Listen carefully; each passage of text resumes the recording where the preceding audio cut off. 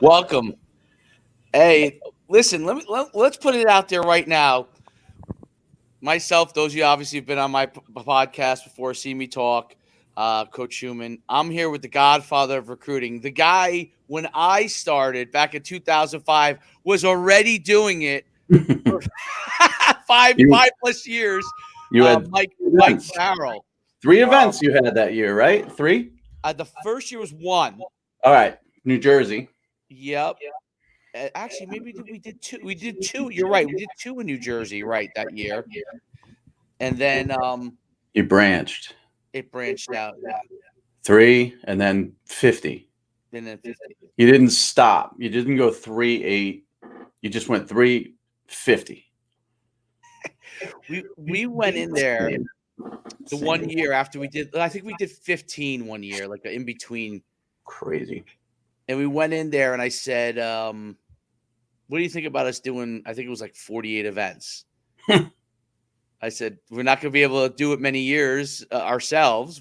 We'll teach everybody else how to do it, but a couple of years. If we could do this a couple of years, we can have a chance."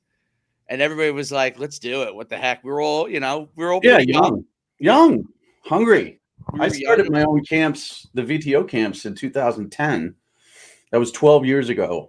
I still was young and hungry. But now, this is why it's called Legends Live. This is what legends have. They've been around for a long time. Ed Reed, he's got gray. He's a legend. We're not Ed Reed, but I think he's younger than us, so that quantifies our ability to be gray. I know. And I do color my hair sometimes. I'll admit it. But today, I figured for Legends Live, why? Why? There becomes a point when, when you're a young gunner and the enthusiasm and the desire to get out there and do everything was a huge advantage. But now it's wisdom, Mike. It's wisdom. That's the advantage now. Well, I will tell you this. I mean, there's a lot of people out there that want to run camps and start camps and all this other stuff, right? They have a billion brilliant ideas, and they don't ask us, and they make every mistake that we made, and they fail.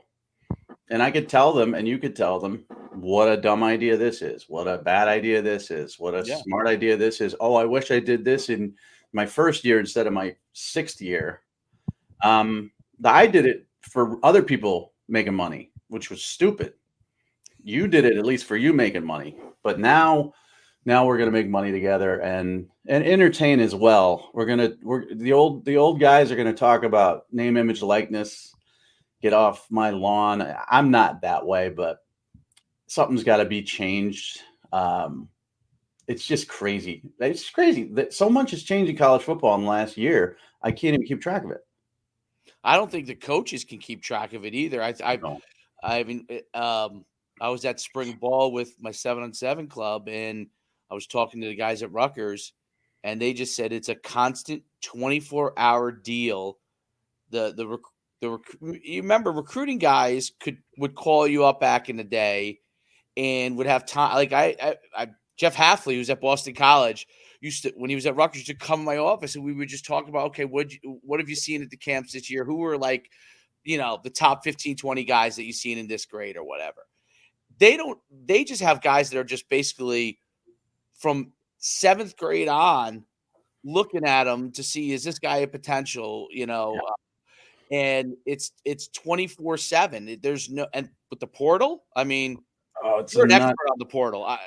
I'm not a guru on the portal. You're a guru. I understand the NIL. You're a guru on the portal. You could tell what's going on. Well, it's going to drive coaches out of college football. It's too much to handle. I mean, back in the day, recruiting was a lot to handle. Remember when they allowed unlimited text messages and then they stopped that. Because they wanted to give the kids a break. But what it did is it gave the coaches a break because there were months and weeks of time where they didn't have to respond. So they could be on vacation with their family, perhaps in July, and they didn't have to respond to some, sophomore kid who wants attention. And then they brought that back. So it's 24, 365 before the portal. And now it's 28 hours a day. You can't keep up with it. Is it possible? I don't know how coaches do it. And I know coaches are going to say, listen, if there's an NFL job out there for me, I'm jumping on it. Yeah, I mean, that's a totally different lifestyle. I mean, I was an agent for 6 years, and those guys have an actual schedule. This is your time, obviously in seasons, their time period, which is the craziest for them, but that's a defined time period. Then they have their OTA. Everything is defined by the NFL. There's a stay away period. There's a period when they're only working with their strength coaches if they're coming in for that. And it allows the coaches to kind of get a breath of fresh air. How do you get Andy Reid coming back every year? How do you get these guys who are definitely elder fellas to want to come back every year because they have a chance to breathe. They have a chance to breathe, and unless you're built like Nick Saban, to be able to handle the storm, and so he got to the mountaintop. I think that's one of the advantages he had. Yep. He got to the mountaintop before it got completely crazy. So now he reaps the benefits, in my opinion, of everything because he has the structure in place. Obviously, he's phenomenal. I mean, if not the best, top coach of all time, one of the top 2 college coaches of all time. And, yep. So he did get that advantage. So now, all these little things, I saw something where someone said they think that some of these are designed to try and thwart Nick Saban, but he's already got the system in place. There's no thwarting him. No, he just picks and chooses. So when you're at that point, you can pick and choose. When you're at the other points where you're trying to grow, you're just nonstop, and everybody else is trying to grow. The Kirby's got it down, right? So he's got the recruiting going. He gained some kids from the portal last year that were key to his national championship run. This year they lost more kids. They haven't added anybody through the portal, and it's not necessary. Alabama's got it down. Clemson, Dabo is very resistant to it. So, he's got it down for him. He's going to get passed by, I think, if he doesn't adapt to it. But it's the other programs that just are floundering. If you have a new coach, like Brian Kelly, he had it down at Notre Dame, but now he doesn't have it down at LSU. I mean, they've sent kids packing. They've brought kids in. It's just it's a turnstile. Even if you're an old coach to go to a new place, you're going crazy. Lincoln Riley out at USC, same thing. So you're purging your roster and you're adding new players, and nobody can control it. And I don't know what the solution is to the portal. People say, okay, there should only be a set period of time where you can go in. And I agree with that, but I think the deadlines, the May 1st deadline to not play the following year, that needs to be pushed up. You can't let everybody wait until the end of the spring and then decide if they want to go. If Jordan Addison wants to leave Pitt, don't let him go through spring ball. Have him make that decision by, March 1st instead of May 1st and lock him in. So it's unruly. Like the Farrell portal account that I have, I mean, there's kids jumping in today, and it's May 16th, and they can't play next year, this upcoming season, but they're still jumping in. There's kids committing. We just had a kid commit to USC. We just had another kid commit to Nebraska. It's nonstop. Plus, this is the visit period for high school football. This is the spring evaluation period. So coaches are out on the road, as you know, but they're also tracking the portal while they're on the road. I mean, I don't even know how they're focusing. How does so there's 2 things there are 2 major changes. Obviously, transfer portal is one and NIL is the other, have created such a mess with zero. NCAA went from over-regulating everything, right? Like just over. That's why, and by the way, that's why Emmert is gone, right? Because he finally, and they probably said something to him that he probably just like, hey, man. Thank you for the $3 million a year for the last amount of time period, but $4 million. Yeah, $4 million. Crazy. I mean, but they couldn't keep track of everything then, but they did. Like you said, I mean, they tried to overregulate, and then they let it loose. And it's really, honestly, what's happened here, in my opinion, is okay. You're having say you got a health problem, right? You got a lump on your shoulder. You ignore it. It'll go away. Then it gets bigger. It'll go away. Then it gets the size of your freaking head, right? Then you go to the doctor and say, what do I do? And he's like, it's too late. You're dead. That's what the NCAA's done. NIL's genie out of the bottle, portals genie out of the bottle. Now they're trying to get Congress to regulate it. Congress isn't going to fix this for you. So what you're going to have is you're going to have the conferences regulated themselves. The conferences are going to regulate themselves, and then you're going to have an SEC only playoff because they don't need the Pac-12, and a Big Ten only playoff because they don't need the ACC or the Big 12. And then you got anarchy, and it's going to be hard to follow, and there's going to be a lot of realignment going, but they let this thing go too long when they should have had this checked like 5 years ago. Yeah, I mean, there had to be parameters. They were scared to go to parameters. And now you get, like, in New Jersey and California, I don't know if you know this or not, you probably do, but you could get NIL in high school. So there's no limitation to NIL. And and that's just, I mean, that's a whole nother potential. Now it's only for probably a select individuals, but those select individuals, now you have, how does that work? Does Bergen, I'm just using New Jersey as an example. Does Bergen Catholic have to fight Don Bosco by paying them a player to come to their school? Like, how does that work? Well, you remember, I mean, we had the Bergen versus Bosco recruiting and the Paramus versus, whoever else, and there's always that in Maryland. It's the same way. And in other places, it's the same way with the private schools. Most states allow NIL for high school. In fact, it was a big deal that Texas didn't.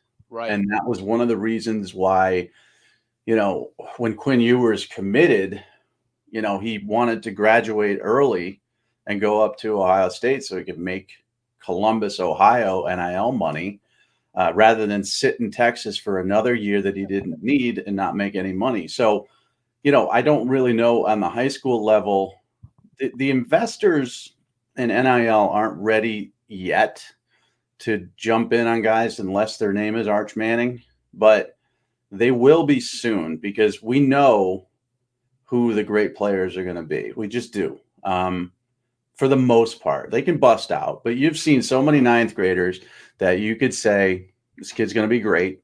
There's no doubt about it. I mean, you want to use New Jersey as an example. Brian Cushing is a freshman, right? Freaking monster, NIL him as a sophomore. But then is he going to go to Bergen? He's going to go Bosco. Who's got the best deal? It could reach the high school level. And then the high school coaches are going to be upset because these guys don't want to play that game. They don't. Yeah, they definitely don't. I mean, they have to. Right.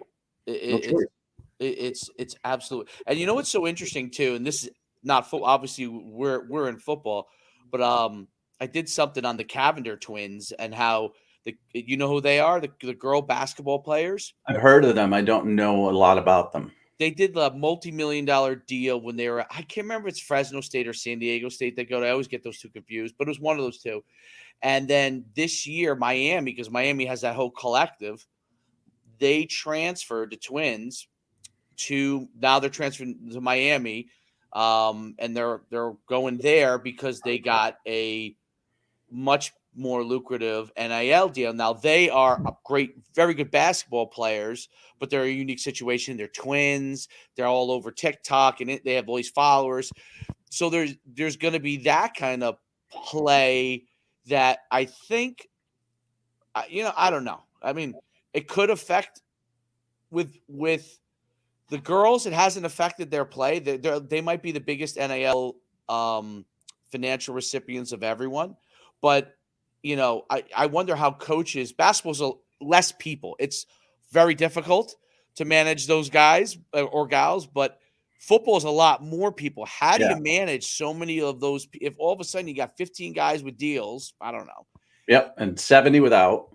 70 without, 2 millionaires, right? And how do you, right now the quarterbacks are basically getting a few select guys. Most of the guys on the team kind of like they still defer to the quarterbacks on things. So there's not a huge, but once it starts to go to, I don't know, this linebacker now has 5 million TikTok followers for whatever reason, right? Right. And all of a sudden he's getting paid more, and he maybe isn't as good as this wide receiver over here who's going to go in the draft a couple of years, but he's more. That's where the issues I think start to become and without parameters like a salary cap. Like, I don't know that you need a salary cap, and I'm just kind of spitballing ideas, but the NFL has a salary cap, right? That keeps things in check. You Yep. can't just go and give Tom Brady $1 billion. It can't happen. Nope. But they're also employees, and college kids are not employees yet.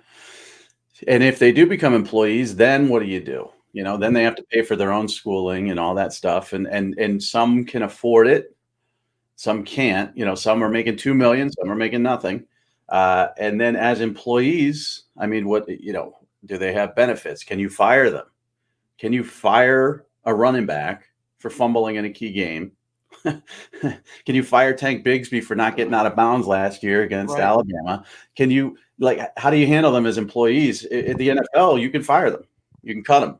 You cannot pay them. You cannot renew their contract. You could do a lot of different things. College kids are still amateurs, but yet they're making money now. So a cap won't work because there's going to be antitrust suits now that, like I said, the genie's out of the bottle. So now if you restrict the earnings of any kid, he's going to sue the bejesus out of the NCAA or the SEC or whoever tries to do it. So you got to go after the schools. And that's what they say with these collectives. They're going after the schools, and they're going to try to ding the schools for letting these boosters buy kids. So if Texas A&M is your example, which everybody uses as an example with that number one class, and everybody believes it was an NIL collective class, which it was, but it wasn't. I think it's insulting to Jimbo Fisher and the coaches who worked really hard to recruit those kids for 4 freaking years, for everybody to just say you bought them. That bothers me because I know how hard they work. But if you're going to ding them for the collectives, then they've got to be the ones that reel in the boosters. Like the old days. You know, if a booster went out there and gave a kid a car and Philip Fulmer knew about it and didn't do anything about it, Philip Fulmer would get slapped on the wrist, and Tennessee would get slapped on the wrist, and it would not be the kid. And I think that's where we're headed. But salary cap's a great idea. I would love it. Just how do you do it? That's a great point, because the employee aspect of it is a difficult thing, because once you become an employee and not a scholarship athlete, there's all kinds of laws. I mean, you have rights. Rights. Yep. You can't be terminated without cause. Is a fumble a cause? Is a knee injury a cause? They're really screwed, man. I mean, again, there was no preparation involved with this. They came up with a deal. Bowlesby and Big 12 came up with an idea to try to regulate it, and it wasn't a great plan, but at least it was a plan. But once the state started regulating it, Georgia and Florida specifically, then the NCAA pleaded with Congress, just as you see Sankey and others doing now, to get involved and come up with some sort of federal law, which says, now, if there's a federal law that says a kid can only make X amount of dollars as a football player, in an amateur status, that's federal law. You know, there's unemployment law. Right? You can only make X amount. Doesn't matter. You may have been a millionaire, but now in unemployment, you can make this cap, period. And that's a federal law. And you can't fight that. So if there's a federal law in place, then you know, someone would have to sue, and they would have to go all the way to the Supreme Court to overturn that, and it'd be very difficult to do. But the federal government doesn't, I mean, they got bigger problems.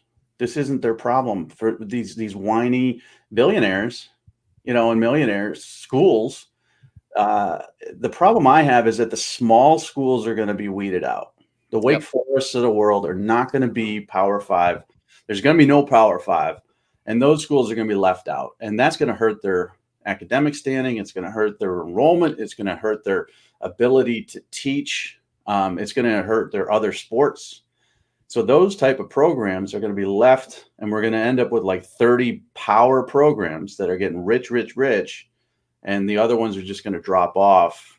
And then we're going to see, you know, we're going to see education suffer and all that stuff. Like I live in Connecticut. UConn's enrollment, since they won the national championship, they won 3. You went to UConn. Yep. Remember the days of UConn where you could get in? You didn't need a 1,250 SAT, right? And it didn't cost you $1 billion, but they won 3 national championships in basketball. Now their admissions went nuts. Enrollment applications went crazy. Now it's a $1,250 school, and it costs you so much to go there. And that's all because of basketball. So think about football and what that means to the overall, financial health of a university, and then take that away. Like if UConn's losing money now, losing football because football sucks. If they lose basketball, they're in trouble. Well, that's why they have the issue with they wanted to get back in that Big East for basketball because they were starting to lose with being in the the AAC, I think they're in, or they were They losing. were in the AAC, now they're not. Right, they couldn't convince kids in the Northeast because that's where their hub is. They couldn't convince. I mean, even though they recruit nationwide, still the most players are from Northeast.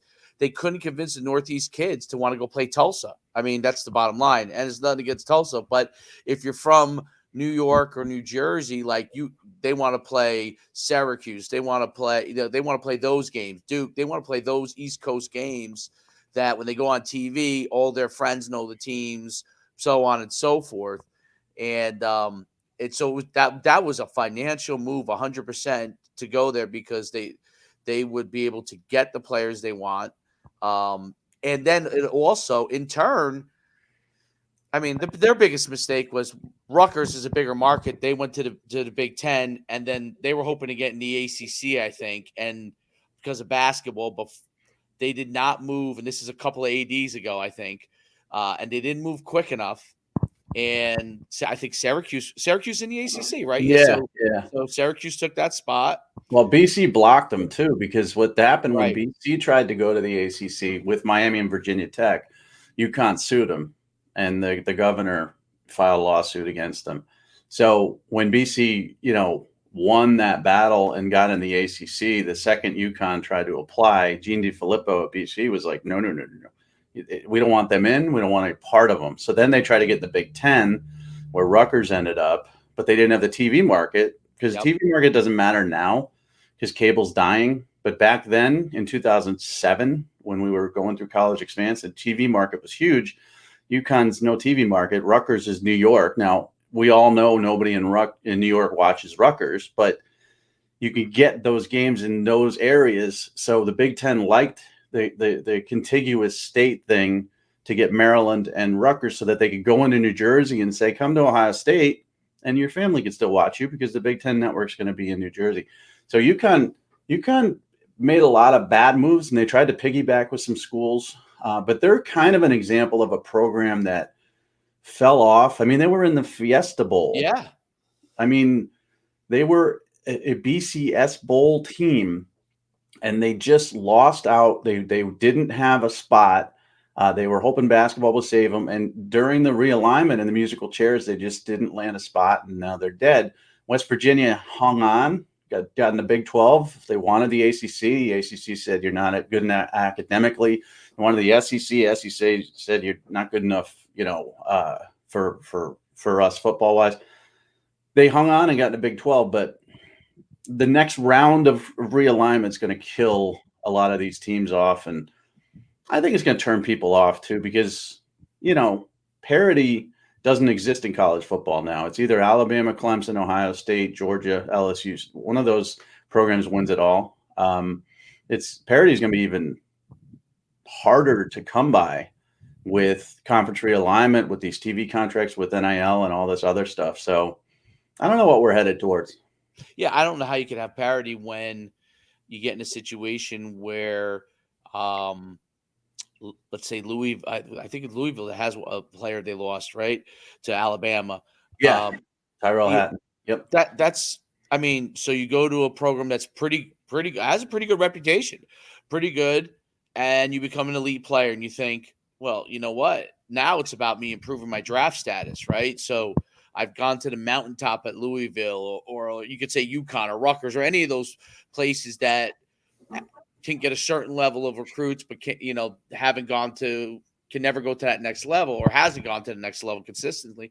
And they go to Alabama, Georgia, Clemson, one of those schools, because now they're thinking draft status. And if you're an FCS kid, you go to Villanova and you become a star in that spread system they have there. And now you're a star wide receiver and you've shown that you're above that level well, you're jumping, right? I Yeah. mean, that's what's happening, right? So, so how, like, I guess at FCS they could always kind of probably replace with the next guy because they could actually do regular recruiting almost, so to speak. Mhm. Yeah. And they lose that guy, they replace him with someone like that. But at that mid Division I level, you're not replacing that guy. No, no. And Jordan Addison at Pitt is the great example right now because he is probably going to decide this week between USC and Texas. And you can't replace a Jordan Addison. I mean, he was a Biletnikoff winner at Pitt, right? So you're just not going to find another Biletnikoff winner. The last guy was Larry Fitzgerald. It takes a good decade to 15 years. Alabama's spoiled with the Judys and Ruggs and, Ridleys and on and on, Devontae Smiths every year. But Pitt, a kid like that comes along every 15 years, then you're going to lose him to a bigger program. And again, USC is not successful. Texas isn't successful, but they're in big NIL markets. So, it really is going to hurt those teams like the Louisvilles, like the Pitts, because those kids, you can't replace. You're right. FCS, you could find another FCS body, but you can't take a superstar from a smaller school, and I'm trying to think of an example of one in like California, you have the San Jose States, the San Diego State. Yeah. Those guys win each year. They rotate, but they Look get at Maryland players. Yeah, Maryland just lost like 7 really elite players, young players, and not all of them went to bigger programs, but some did. Daryl Jackson Jr. went to Florida, and he was a freshman from Florida. Nobody wanted him in Florida, or really didn't recruit him as hard as Maryland. He goes to the Terps. He has a good freshman season, then he goes to Florida, and Maryland's, left holding the bag for that. So I guess such is life. I mean, the winners win and the losers lose, but I talk about it. I don't have a solution for it. And that's because, no one's paying me $4 million to figure it out. So I'm not going to think about it too long. But if they were, I would come up with some things. I would figure some stuff out. But to me, covering high school recruiting and scouting and evaluating those kids, and then covering college football and scouting and evaluating those kids for the NFL draft, and now covering the portal and scouting and evaluating those kids with little to go on sometimes has become unmanageable. And I'm doing the best I can, but I really think you're going to have to, these websites, they're going to have to staff up. They better staff up, because if you got one person covering a portal, you're screwed. If you got 4 people covering recruiting now, you're screwed. And those relationships with those high school kids, listen, the kid who commits to Arizona State 2 years later could be looking at Alabama and Georgia as a transfer portal kid. You have a relationship with him for 4 years in high school. You break his commitment to Arizona State. Then he's going to transfer in 2 years. You hit him up. Hey, remember me? The relationships are going to be more important than ever in covering this business. And I can't manage it. There used to be 107 Division I programs, 25 scholarship kids. Let's just say 2,500 kids, high school every year, that are going to FBS. Now you got over 2,000 kids in the portal. Or they're the same kids, a lot of them, but that's 4,200 kids for somebody to cover. You can't do it. It's impossible. And there's the only places that have those staffs are the college programs, and they feel understaffed, right? So they're just focusing on whatever their school focuses on, whatever region they focus on, unless they're a national program.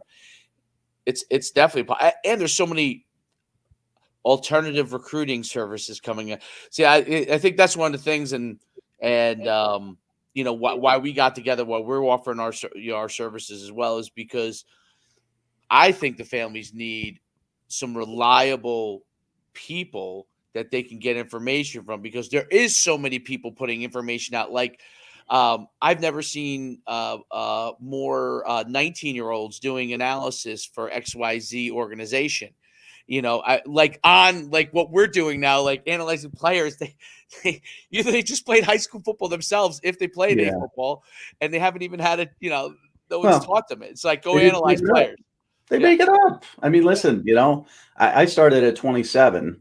And I was green. I learned from college coaches. I would go and sit in, the offices of local college coaches around here, and I would watch film and break it down with them. And these were older guys, 50-year-old guys who have been in coaching for 20 years, teach me.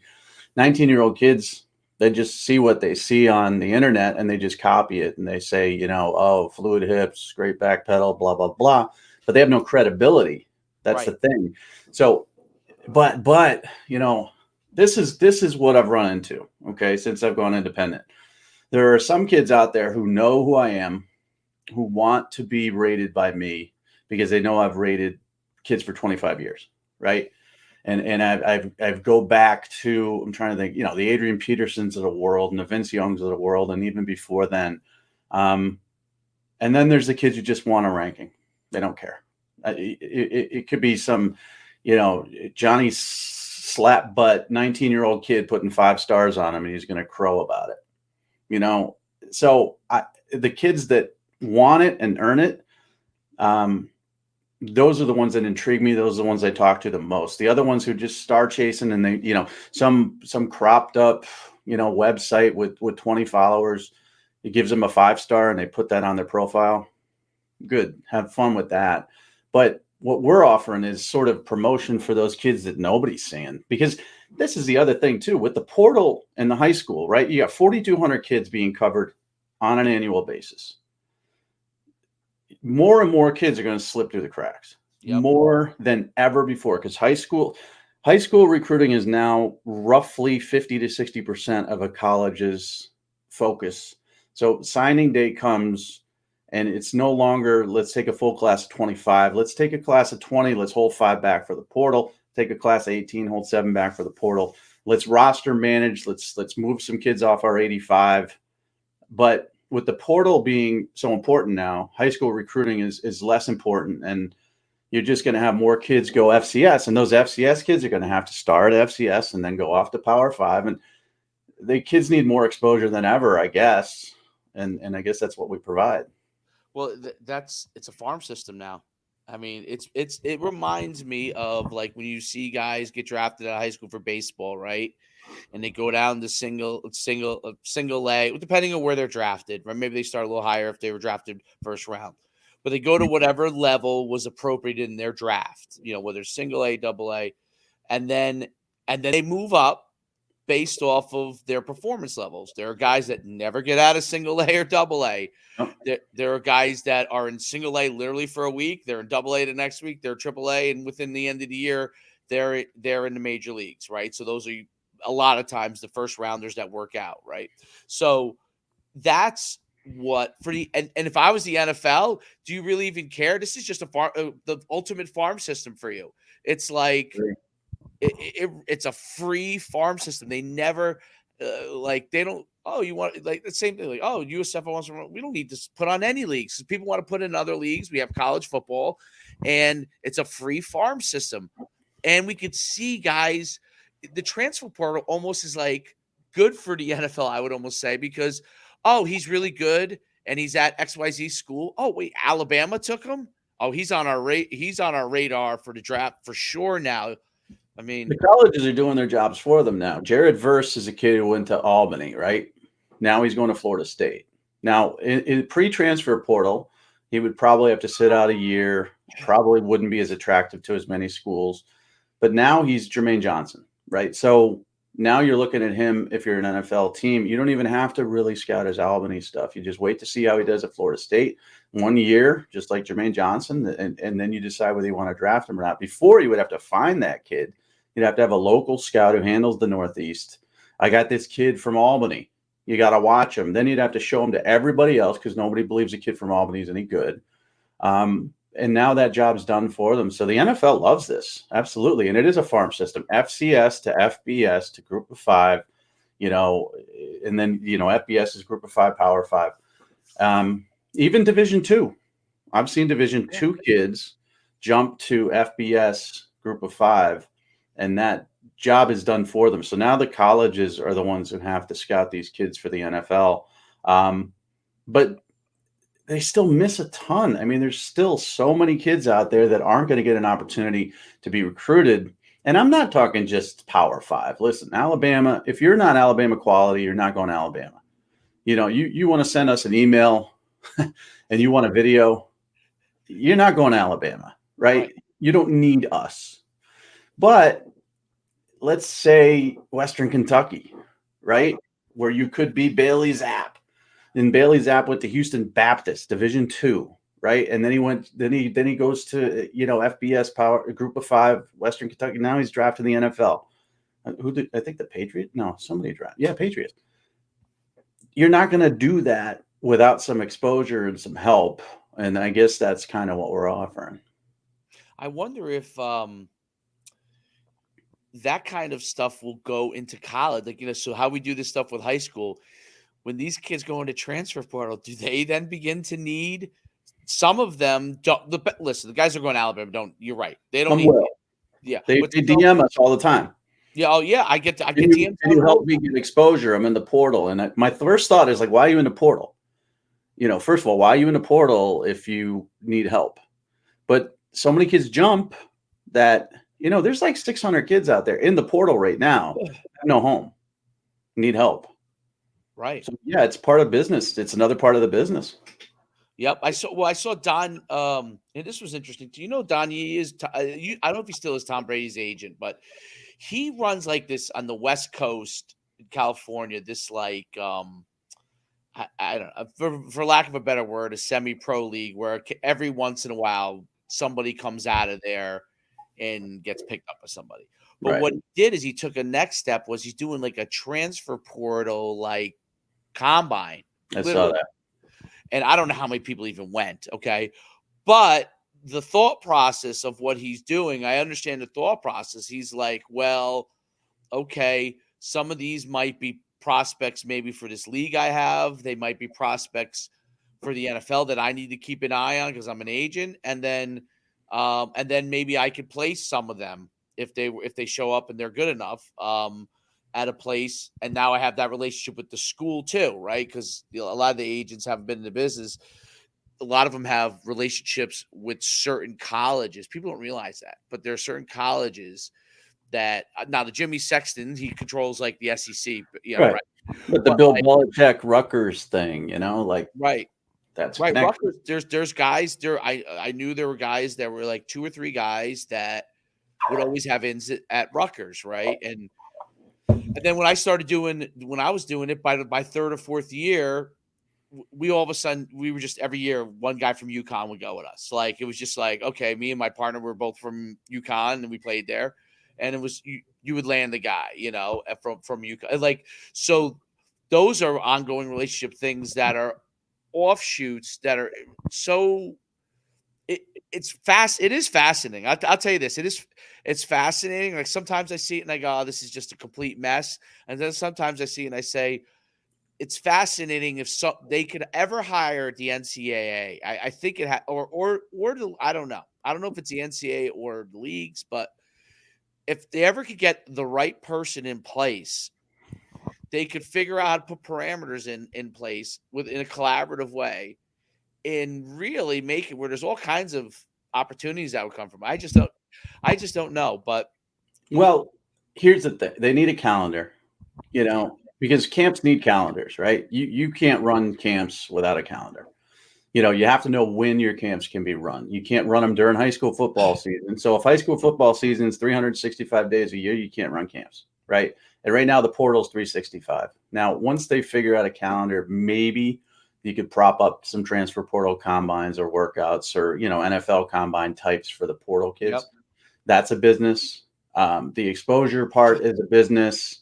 I'm just, the kids need more exposure than ever before. And it's not the kids who are 5 stars and 4 stars. They need more exposure. They have to work on their social media. They have to grow their social media. It is important to get verified. All that stuff's important. But it's the kids, that don't have a lot of publicity that could use, 5,000 views, where like there's 400 coaches taking a look at that. And these might be FCS coaches or they might be Division II coaches, but somebody's looking at them.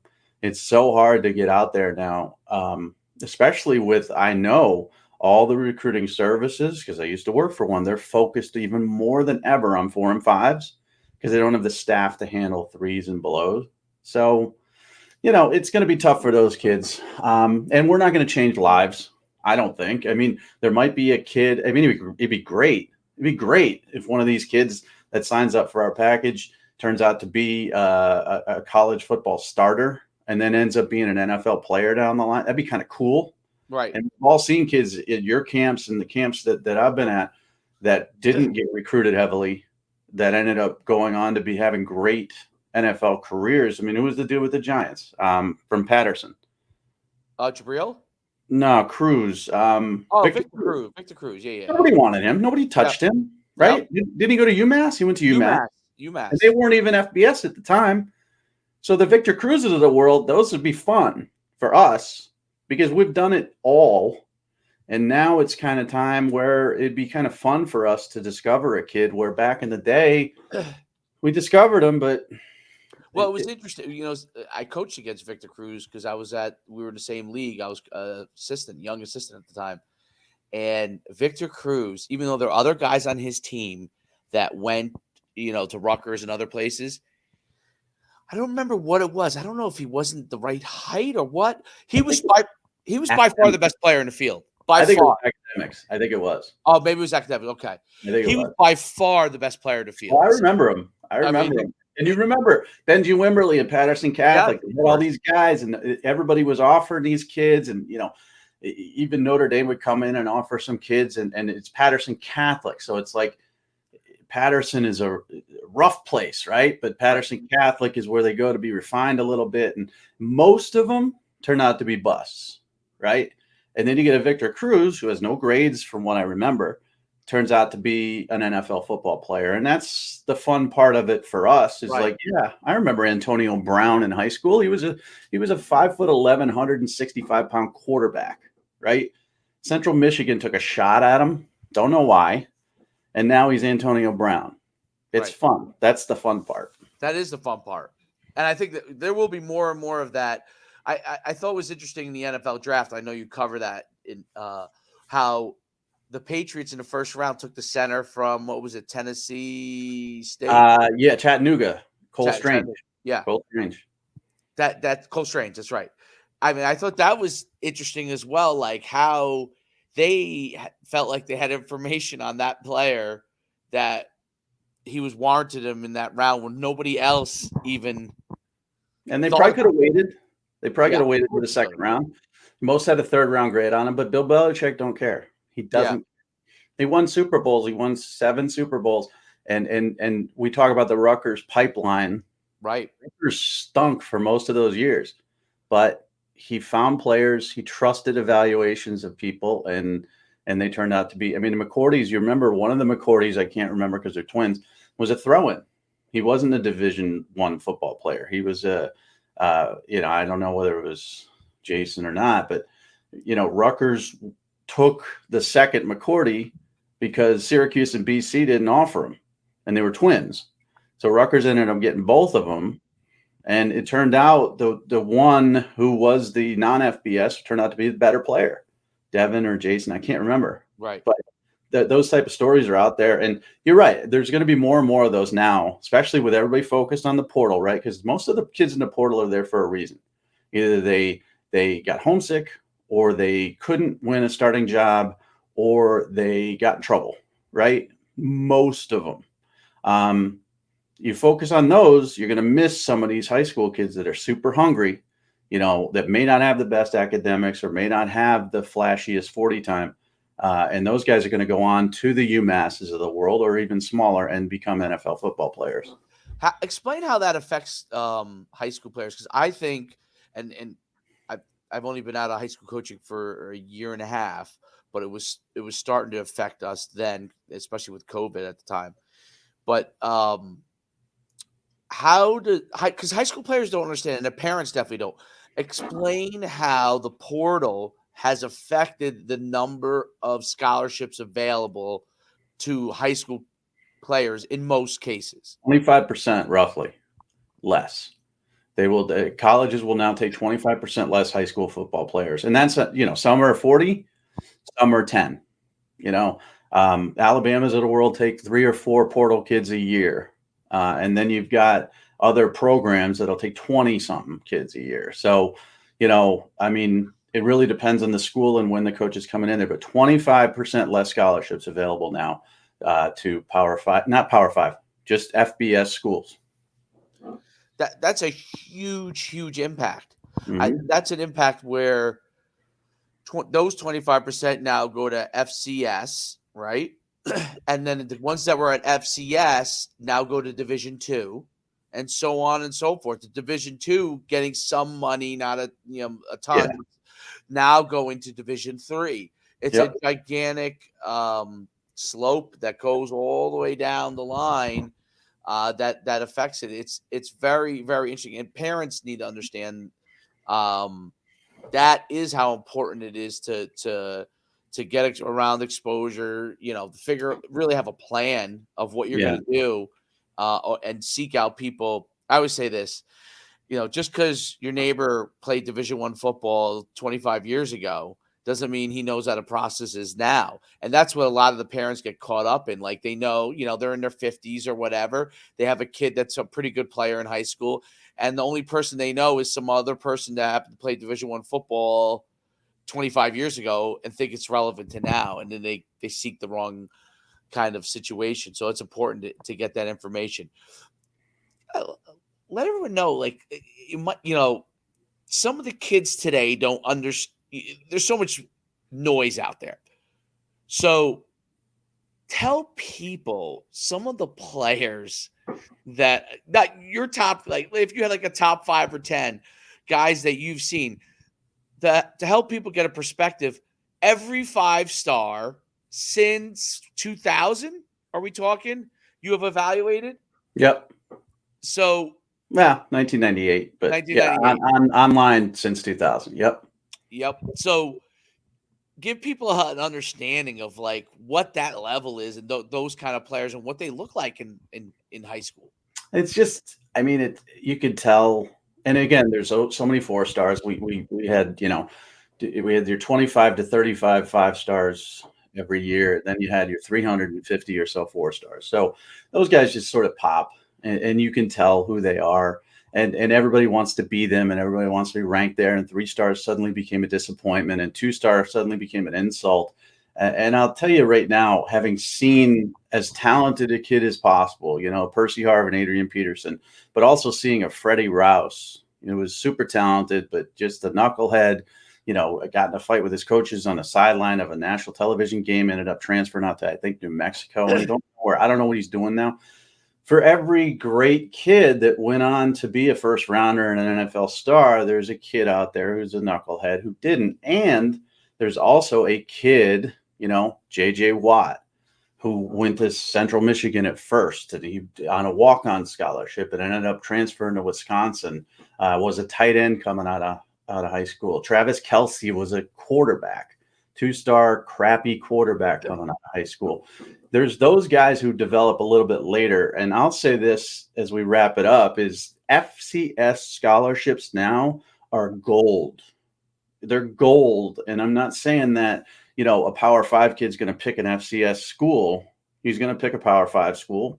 A group of 5 kids going to pick a group of 5. But that FCS scholarship with 25 less kids being recruited on the high school level, if you can get that FCS scholarship, which does pay, sometimes it's not always 100%. Sometimes it's grant. Sometimes it's 80-20, whatever, to get on the football field at Albany or Incarnate Word or someplace like that, to show people what you can do as a freshman. That's the minor leagues now, and you could end up being a Power 5 player. So every kid who sends us stuff wants to hear that they're a Power 5 player, right? Or they want to hear they're a 4-star or 5-star. And they can get disappointed if we say, listen, I think you're a Division II football player right now, or I think you're FCS level. That's what you should focus on. That's not the end, though. It's not the end. Like Travis Kelce, if he went FCS back before the portal, maybe he was never discovered. He ended up, luckily for him, I'm pretty sure it was Indiana, took a shot at him as a local kid. But Travis Kelce now would start off FCS. and then he'd realize I'm not a quarterback, and then move him to a different position. Or J.J. Watt would realize I'm not a tight end, move him to a different position, and then he would take the step up and go on to be a Hall of Famer. It could happen now. So don't ignore the FCS evaluations. Don't ignore the Division II evaluations. Don't focus all on Power 5 because it's not where you start. Freddie Rouse started at the top, and I hate to use him as an example, just the one that pops in my head, and is nowhere now. And there's plenty of wide receivers that were in that same class that are retired NFL professionals right now, counting millions of dollars. Yep. It's a great way to end. That's a great point. We'll be back next week. We'll talk some. I mean, every week we'll have a bunch of stuff to talk about. Where do you think Jordan Addison lands? Okay, so he visited Texas. His coach, Brennan Marion, his wide receiver coach at Pitt, is at Texas. He has a great relationship with him. Then he went right from Texas to L.A., and I haven't heard anything since. L.A. is L.A., NIL is NIL. So I will tell you this. If he ends up at USC, because there was talk of a $3 million deal and a house, and all that wasn't true, I know. But if he goes to L.A. for Lincoln and Caleb Williams, he's friends with Caleb Williams and his dad, I think it's probably more for the opportunity than if he goes to Austin. It'll be more for the relationship. I had Texas. The silence coming out of the USC visit concerns me if I'm a Texas fan, though. It's been dead silent. I can't hear anything or find anything on it. In fact, check my phone right now. Nothing. No. Oh.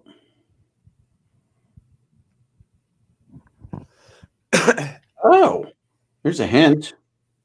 Hold on. This is a live hint. This just came in. I'm waiting for it to show up. It looks like it's going to be pretty soon. That's all I have to say. I feel kind of okay about my prediction. I think he's going to end up in Texas. I just do. I think people think USC was a lock, and I just think he's going to end up in Texas. But I got a text that says, "Look at the end of this play," and it's a tweet. And I'm waiting for the end of the play, and I'm trying to see what it is. It's got to have a hint in it. So I'm going to have to go into this and really dig, because this is the cryptic crap that I get all the time. Right? Nobody can say he's coming here, he's going here. They got to say, "Look at the end of this."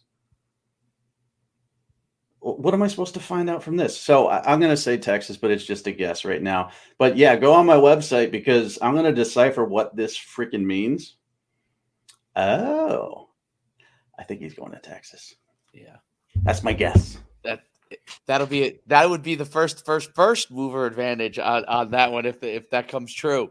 It's Texas. How are they going to be next year? I think good. Yeah, Quinn Ewers has a rare arm. If they can keep him upright, because their offensive line isn't great. He's got Xavier Worthy. He's got Isaiah Nair coming from Wyoming. Ajay Hill, Jordan Whittingham, wide receiver. Maybe Jordan Addison. They got Bijan Robinson at running back and a deep stable of running backs as well. That offense is going to be nasty if they can keep Quinn Ewers up. I think they could be 9-3 if they can keep him up. The defense is still a little shaky. Oh, man, I can't believe this. What does this mean? Now it's going to drive me nuts. This is like, those Easter eggs they have in movies? Yeah. They put stuff in there on purpose just to, see if you notice it. Now I'm going to be watching this freaking play over and over again, try to figure out this hint. I just got a hint. I don't know what it means. Well, on that note, we'll let you go. And I want everyone to know, first of all, you go to myfootballcamps.com/D1, and you can have me and Mike do. Mike does a evaluation on your film, puts it out there. I mean, if you haven't checked it out, it's phenomenal. You can see it at Mike Farrell Sports. Just go visit him on Twitter and on TikTok. It's on there. You can visit me at Coach Schuman on all social media. You'll see stuff we're doing. I mean, it is. There's no more powerful punch than Mike's like me. Like we don't really even though you see the Godfather stuff, we don't tout ourselves as much. But really, this is probably as good combination as you could possibly get out there without having a Division I coach say something about you, right? So, and here's the thing too, is like not many people are going to watch this podcast, right? But the ones that do just got a live hint as to where Jordan Addison's going to end up going. Now, I can't decipher it, but where else are you going to get that type of stuff coming through on your phone? It's just awesome. So it's fun to collaborate. And yeah, if you want 45 years or whatever of veteran, veteran experience to look at your stuff, give us a try. No doubt. Check out Mike Farrell Sports. You can check me out at NUC Sports at Coach Schuman on all social media. Listen, as Michael says, his DMs are open, man. We this is what we do all day long. You're certainly welcome to ask questions about different things. He does get a lot of people reaching out to him, as do I. So be patient, but we will, we do get back to everybody. So definitely check us out. We'll be here every Monday discussing something different in college football, NIL recruiting each week. Mike definitely blew the roof off. If he nails that one with Texas, that's I guess that would be a beer on me to you. You know what I'm saying? Man, now it's just going to ruin my whole day. Without further ado, check it out. Listen, Legends Live every Monday. All right. We're gonna start it out 12 p.m. See how it goes, and then we'll keep going from there. Change it up. We'll see. All right. I'll talk to you. See ya. See you later.